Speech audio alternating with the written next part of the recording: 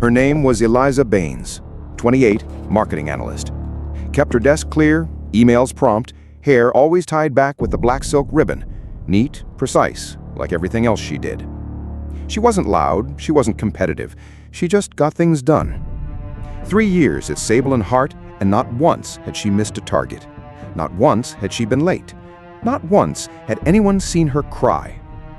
To most people, she was the kind of employee you overlook because she never caused problems.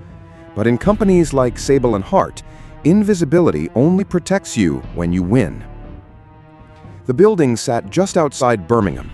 No signage on the front, just tinted glass, a revolving door, and a chrome access pad. You couldn't tell if it was an ad agency or a biotech firm. Inside, everything was polished. Modular sofas, plants that were probably fake, and a motto on the wall in matte lettering. We don't just build brands, we build culture. Every quarter, the culture changed shape, depending on what leadership decided the company needed to feel like. More agile, more ruthless, more aligned. And every quarter came the KPI war. It started small, a performance scoreboard in the break room. Then came cross-team rankings, gamified challenges, color-coded dashboards. Then the top 5 monthly emails sent out to the whole company. It was never officially said, but everyone understood, don't be at the bottom when the quarter ends. Team Meridian, Eliza's team, finished last, 3.7% behind. One campaign delay, one hesitant client, nothing scandalous, just not enough. On Monday morning, she got the email. Subject, Phase 2, Realignment through Representation. Location, Conference Room 4C. Time, Tuesday, 10 a.m. Attendees, Team Meridian, all. No explanation, no attachments. She read it twice, then again, then just stared at it, eyes blank, face still. And somewhere deep inside, something began to tighten. She didn't know what they were going to ask, but she knew what it would cost. Conference Room 4C had no windows, no projector, just 10 plastic chairs arranged in a circle and a sheet of thick A4 paper taped to the whiteboard. It read, Phase 2, Alignment Ritual. Instructions, select one team member to represent Team Meridian in this quarter's Cultural Renewal Initiative. Below that, in bold, failure is not a person, but transformation begins with personal courage. Eliza stared at the printout. The words sounded like something pulled from a wellness app, but the silence in the room was colder than anything she'd felt since joining. No one spoke. She sat between Dan, the creative lead, and Priya, the intern who barely looked up from her shoes. It wasn't an open discussion. It wasn't even a conversation. It was a vacuum, a pressure chamber. And then, softly from across the circle, Eliza? She didn't turn to see who said it. Then another voice. She's always calm under pressure. Yeah, she could handle it. Dan looked down. Priya bit her lip. It wasn't personal. That's what made it worse. They picked her not because she deserved it, but because she wouldn't fight it. Sound effect, marker squeaking on paper. Someone wrote her name at the top of the sheet. And when it came her turn, she didn't argue, didn't say, why me, didn't suggest an alternative. She just nodded, once, quietly. Because in rooms like that, refusal wasn't an option. It would only delay the inevitable. And Eliza Baines had never delayed a thing in her life. That night, Eliza boiled water for tea. She didn't drink it, just stood in the kitchen, holding the warm mug in both hands, watching the steam curl into nothing. The flat was silent. It always was. A one-bedroom with cream walls and cheap blinds. But tonight the silence felt different, like something was watching, or waiting. She moved to the mirror, brushed her hair. Slow strokes, 47 of them, she counted. The brush snagged once at the ends. She winced, then smoothed it again. The black silk ribbon lay beside her, the same one she'd worn since university presentations and her first real client pitch. She tried to imagine herself without it, without any of it. No fringe, no braid, no soft curtain to frame her face. And couldn't. It was her mum. FaceTime. She let it ring. Typed, "Sorry, long day. Call you tomorrow." She meant it. And she didn't. What would she say? "Hi, Mom. I've been selected for a ritual at work. They're shaving my head tomorrow as a symbol of team failure, but it's all very positive and empowering." Even in her head, it sounded insane, but it was happening. She placed the ribbon back in its drawer, folded it gently, like something sacred, like a goodbye, then sat at the edge of her bed, still dressed, hands resting in her lap, staring at nothing, waiting for morning like it was a sentence to be served. Wednesday, 2 p.m. The atrium was dressed for a product launch. Folded chairs in clean rows, a raised platform, spotlights. A long banner hung from the second floor. Courage, clarity, culture. She walked in from the side. No escort, no announcement. Just one woman, one chair, and a room full of people pretending this was normal. The chair was steel, industrial, not unlike a dentist's stool. In front of it stood a small folding table, a cordless clipper, a hand mirror, and a navy blue silk scarf folded in thirds. Behind her, a voice boomed through the speakers. "At Sable and Hart, we believe in symbols. We believe in starting fresh, and we believe in those who dare to lead, even when it's hard." Today, Eliza Baines becomes a symbol of that leadership. She hadn't expected the sound to shake her, but it did. The moment it started, her body tensed, a quiet panic blooming behind her ribs. The first stroke began at the crown. The clippers pushed forward, blunt and merciless. Hair slid over her temple. Some strands fell across her face. Others clung to her lips, her lashes, her throat. She blinked. And then she began to cry. Not softly, not stoically. Her face twisted, her shoulders shook. A sound escaped her mouth, low, gasping, choked. She wasn't prepared for how much it would feel like losing control.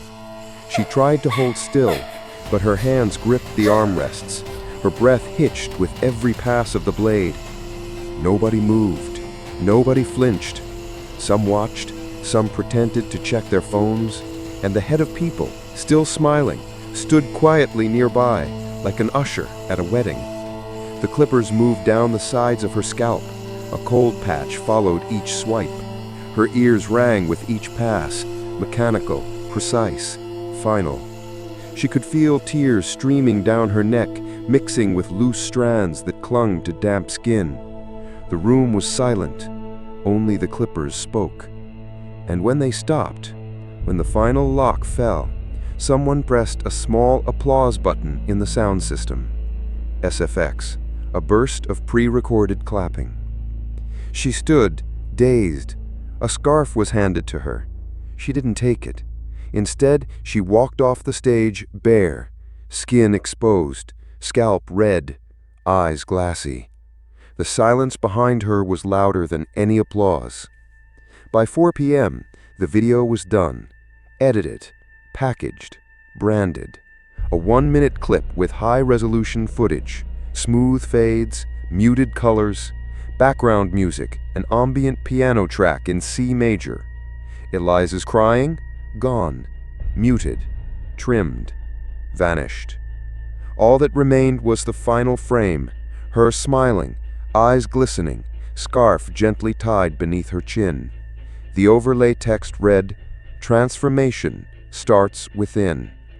It dropped into Slack channels just before end of day. So brave. Idea, beautiful message.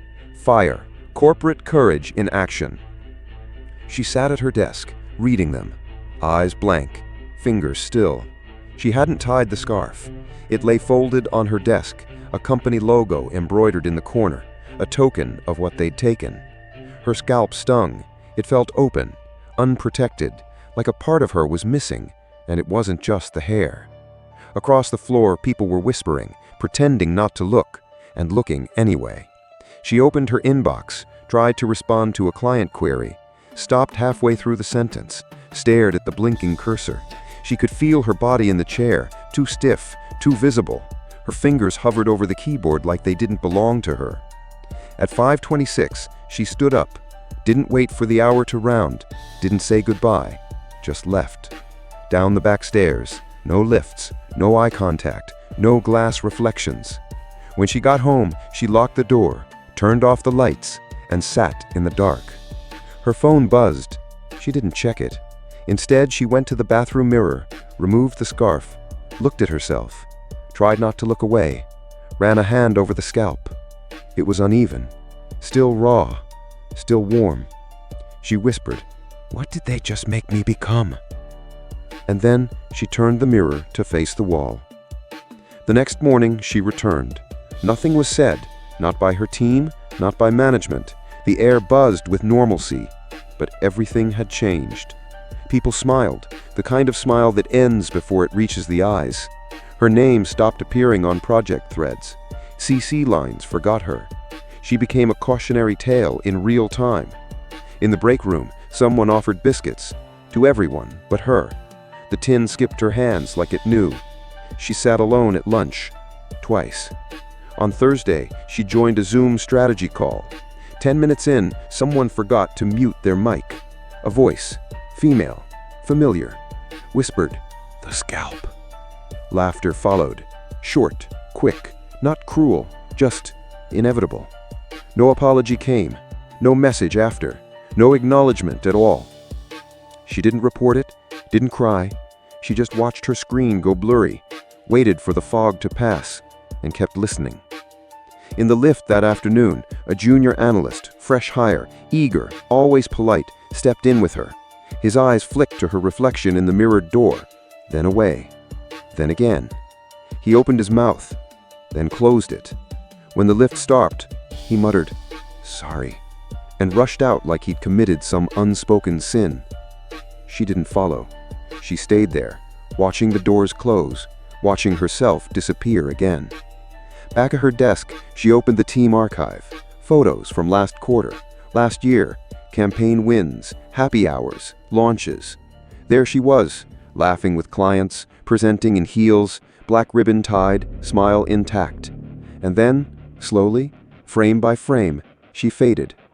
One picture she was cropped, another replaced, then absent altogether, as if she'd been peeled out of the record, as if this version of her, stripped, silent, shamed, was the only one that had ever existed. She didn't make a scene, she didn't complain, she didn't raise her voice, but she noticed everything, and she began to collect. At first, it was just screenshots, Slack messages, internal bulletins, one email from HR referring to the shaving ceremony as a high-visibility courage catalyst. Then came the PDFs, internal strategy documents about visual metaphors in brand culture. A flowchart mapping the KPI war to personal transformation pathways. A scanned copy of the team vote sheet, her name circled in red ink. She didn't download everything at once. She was methodical, night after night, staying just late enough that no one noticed. Not anymore. She copied files to a small black USB, kept it tucked in a pen cup on her desk beneath a broken highlighter no one used. And then she found it. The raw footage, unedited, unfiltered, no piano music, no branding overlays, no soft fade transitions, just her, on that chair, crying, shaking, the clippers moving in slow, unflinching lines, the collective stillness of the room, the pre-recorded applause. 37 seconds. She watched it once, then again, not as herself, but as a stranger, a witness. On Friday night, she sat at her kitchen table. No lights, just the glow of the screen. She drafted a message. No introduction, no pleasantries. To tips@thesignalpost.co.uk. Subject, internal rituals at Sable and Hart. Body, you'll know what this is. She attached the footage and a zip folder labeled Visual Accountability, Archive, E.B. Baines. Her finger hovered over the trackpad, not shaking, not unsure, just still. And then She clicked. Send. She closed the lid of the laptop, leaned back in her chair, exhaled, and for the first time in weeks,